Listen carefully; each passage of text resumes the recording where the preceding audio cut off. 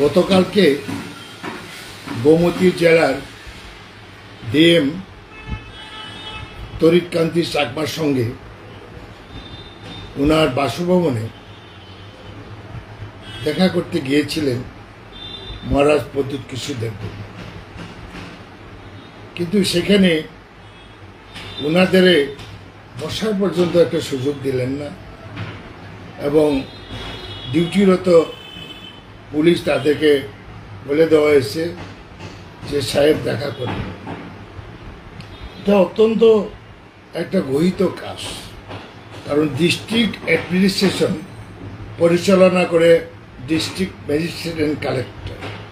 ওই ইম্পর্টেন্ট একটা পদ, কোনো একটা ইমার্জেন্সি বিষয় নিয়ে অনেক সময় জনপ্রতিনিধিরা কথা বলতে হয়, টেলিফোনে হোক বা ওনার সঙ্গে সাক্ষাৎ করে হোক, প্রয়োজন আছে। কারণ ডিস্ট্রিক্ট অ্যাডমিনিস্ট্রেশন ভেরি ইম্পর্টেন্ট এবং সব সময় ডিস্ট্রিক্ট অ্যাডমিনিস্ট্রেশন যে রান করে ডিএম অ্যান্ড কালেক্টর, সবসময় ওনার সেই মেন্টালিটি থাকতে হবে যে সব খবর সবসময় রাখার জন্য, আইন শৃঙ্খলা থেকে শুরু করে বিভিন্ন বিষয়।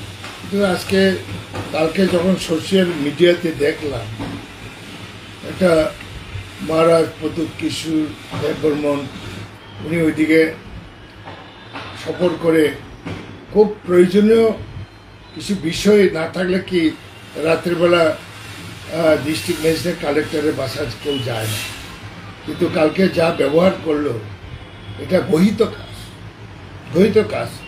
এরপরও আজকেও উনি ওনার একটা স্টেটমেন্ট দিতে পারত দিয়ে, বা উনি টেলিফোনে কথা বলতে পারতেন মহারাজ প্রদ্যুৎ কিশোর দেববর্মার সঙ্গে, জিনিসটা তো মিটিগেট করতেও পারতেন যে ইয়েস সরি আমি ঘুমিয়ে গেছি, যাই হোক। তো এটা করে নাই।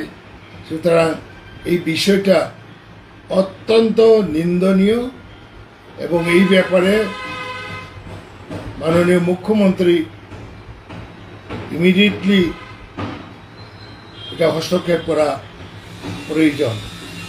17 রাজ্য, 17 ডিস্ট্রিক্টও 8টা ভাগে ভাগ হয়েছে এবং সেখানে তো ডিস্ট্রিক্ট ম্যাজিস্ট্রেট সবসময় ওনার টেলিফোন ধরতে হবে। মিনিস্টার ফোন করতে পারেন, এমএলএরা করতে পারেন, বা অন্য জনপ্রতিনিধি পাবলিকও তো ওনার সঙ্গে যোগাযোগ করতে। এই মেন্টালিটি যাদের নাই তারা কিন্তু ডিস্ট্রিক্ট ম্যাজিস্ট্রেট কালেক্টরে পদে বসা উচিত নয়।